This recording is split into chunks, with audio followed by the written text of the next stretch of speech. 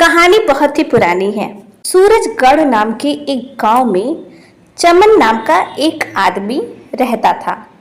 चमन का कोई अपना परिवार नहीं था, वह बिल्कुल अकेला था।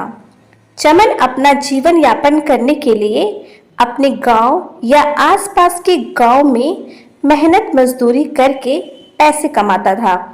स्वभाव से वह बहुत ही चतुर और चालाक आदमी था। एक दिन की बात है, चमन जब नदी पार करके दूसरे गांव में काम ढूंढने के लिए जा रहा था, तभी उसे नदी के पास एक चमकती हुई चीज दिखाई दी। चमन ने उसे उठा लिया। देखने में वह चीज किसी हीरे की तरह से मालूम पड़ रही थी। चमन उस वस्तु को लेकर अपने घर आ गया। उसने हीरे जैसे दिखने वाली उस चीज को खूब अच्छे से रगड़ रगड़ कर धोया। अब वह बिल्कुल हीरे जैसी मालूम पड़ती थी, परंतु असल में वह एक कांच का टुकड़ा ही था।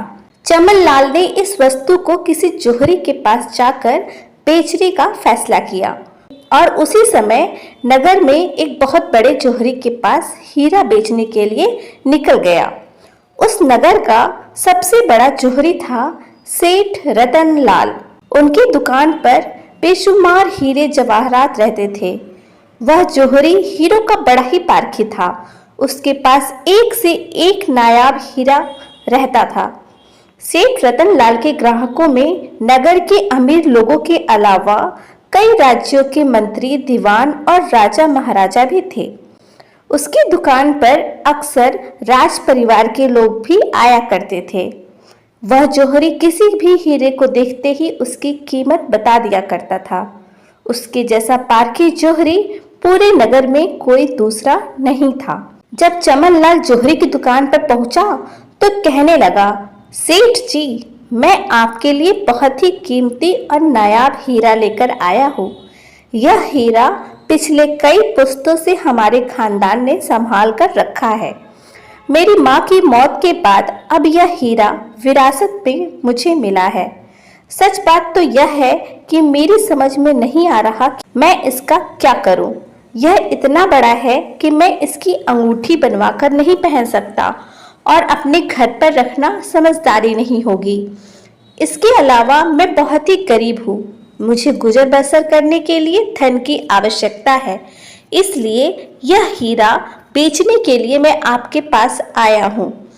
सेठ ने जब यह सारी बातें सुनी तो वो कीमती हीरा देखने के लिए बेचैन हो गया। चमन लाल ने वो हीरा जोहरी के सामने रख दिया।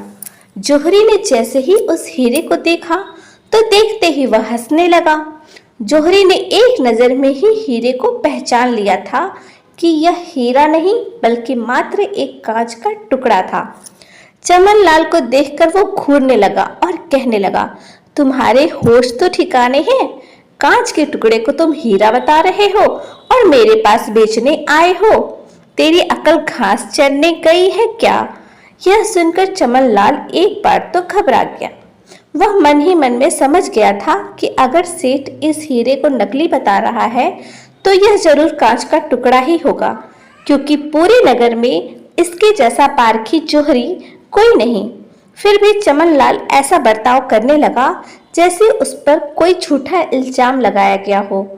कहने लगा, अरे सेठ जी, मैं कसम खाकर कहता हूँ, सचमुच यह एक बहुत ही बेशकीमती हीरा है जो मेरे परदादा ने मेरे दादा को दिया, मेरे दादा ने मेरे पिताजी को दिया और मेरे पिताजी ने मरते हुए मेरी माँ को दिया, और इस खानदानी निशानी को हमने बरसों तक संभाल कर रखा है।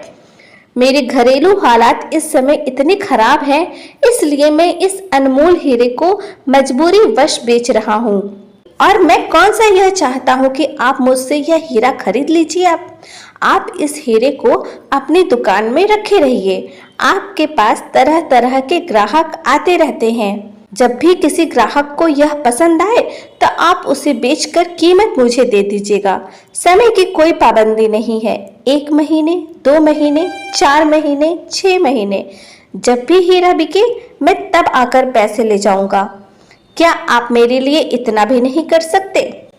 चमन लाल की बातें सुनकर जोहरी सोच में पड़ गया और फिर कुछ विचार करने के बाद उसने वह नकली हीरा अपने पास रख लिया और कहने लगा, अच्छा ठीक है, मैं इसे रख लेता हूँ, लेकिन यह तो बताओ कि इस हीरे को कितनी कीमत पर बेचूं? चमन लाल फौरन कहने लगा, कम से कम 10,000।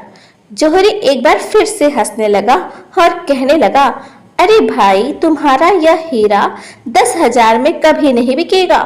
खैर कोई बात नहीं, मैं तुमसे पक्का वादा तो नहीं करता, लेकिन इस हीरे को मेरे पास छोड़ जाओ।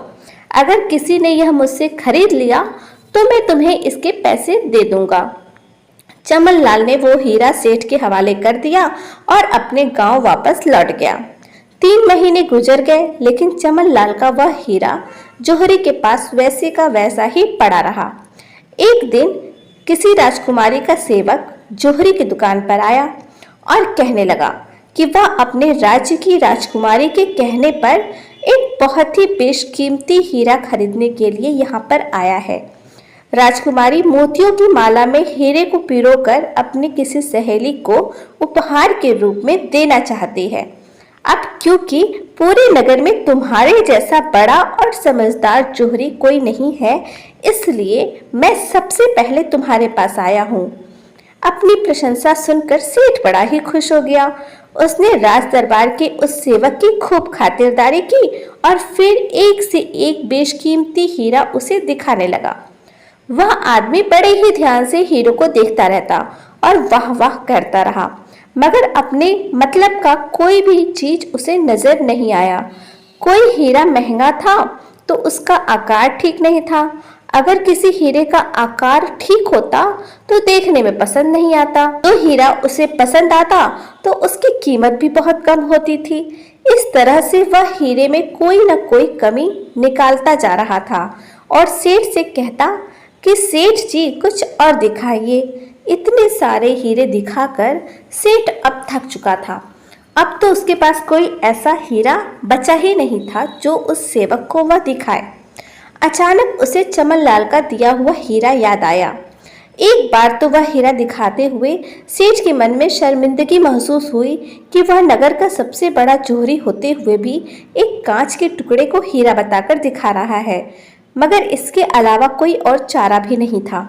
जौहरी सेठ समझ चुका था कि इस आदमी को हीरे की कोई परख और समझ नहीं है, यह कोई अनाड़ी है। सेठ ने चमन लाल का दिया हुआ हीरा उस आदमी की तरफ बढ़ाया और कहने लगा, हुजूर, मैं अपने सारे हीरे आपको दिखा चुका हूँ जो आपको पसंद नहीं आया। बस अब यही एक हीरा बचा है जो मेरे किसी दोस्त ने बेचने के लिए मेरे पास रखा है। आप इसे देख लीजिए, हो सकता है आपको पसंद आ जाए।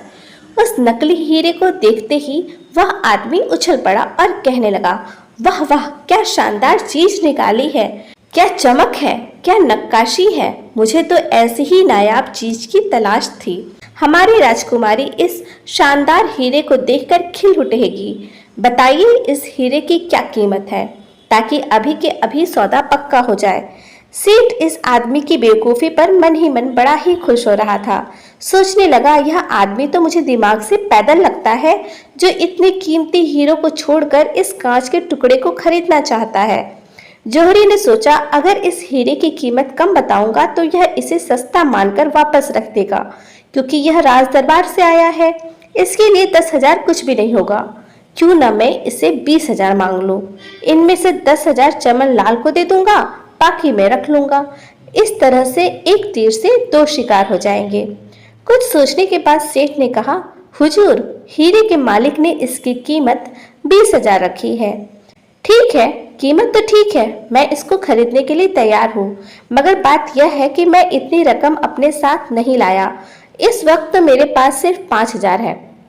आप ऐसा कीजिए, सिर्फ 5,000 बयाने के तौर पर रख लीजिए।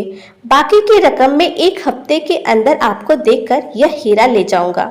सेठ ने कहा, ठीक है, मुझे इसमें कोई ऐतराज नहीं। तब सेवादार कहने लगा, ठीक है तो सौदा पक्का, लेकिन जाने से पहले मैं एक बात कहना चाहूंगा। अगर मैं 1 हफ्ते के अंदर बाकी की रकम लेकर ना आया तो मैंने जो 5,000 आपको दिए हैं वे आपके हो जाएंगे।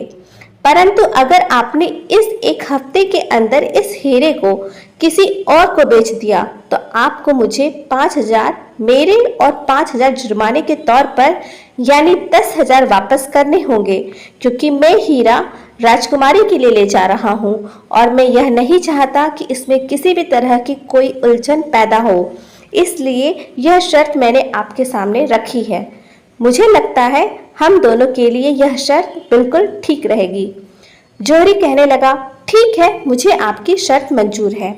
आखिरकार इस शर्त को एक सौदे के रूप में लिख लिया गया। दोनों ने उस पर हस्ताक्षर किए और फिर वह आदमी 5,000 देकर वहां से चला गया।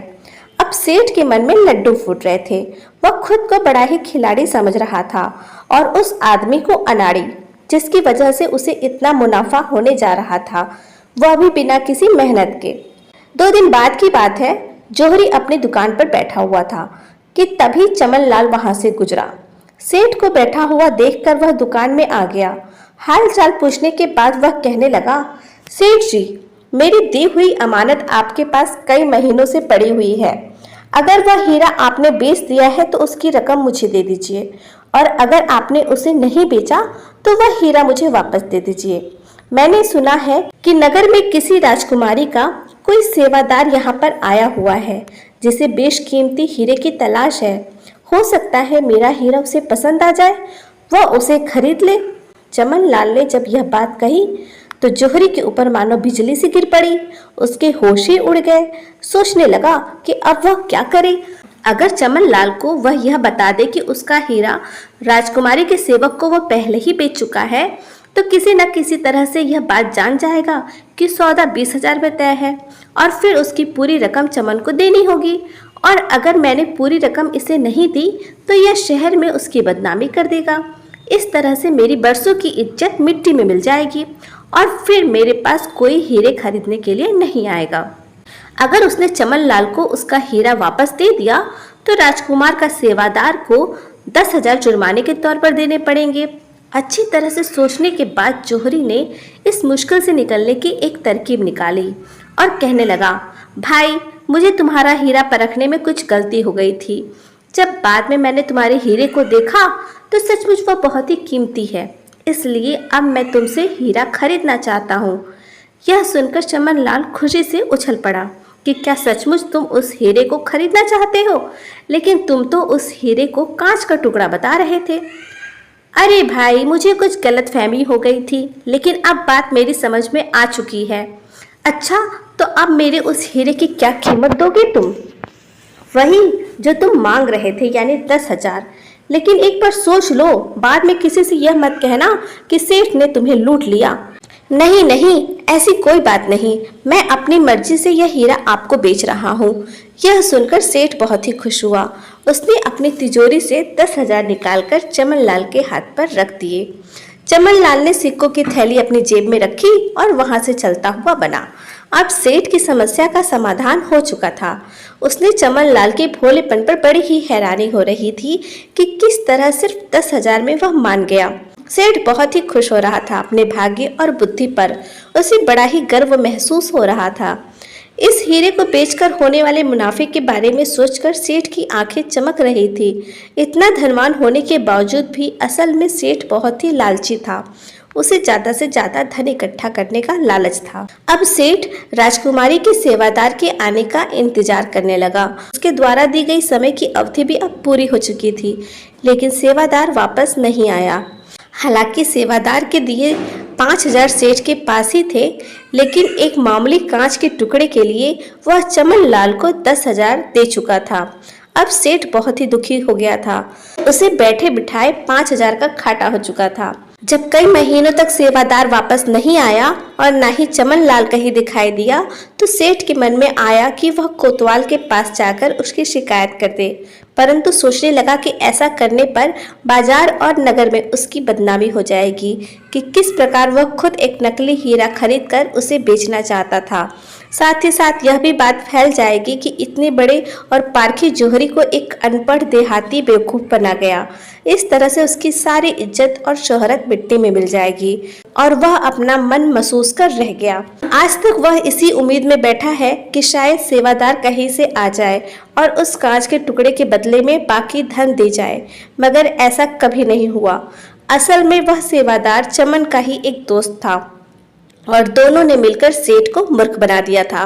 तो दोस्तों, कहानी आपको पसंद आई होगी तो इस वीडियो को लाइक कीजिएगा, साथ ही साथ कमेंट करना मत भूलिएगा, और नए हैं तो चैनल को सब्सक्राइब करना बिल्कुल भी मत भूलिएगा। धन्यवाद।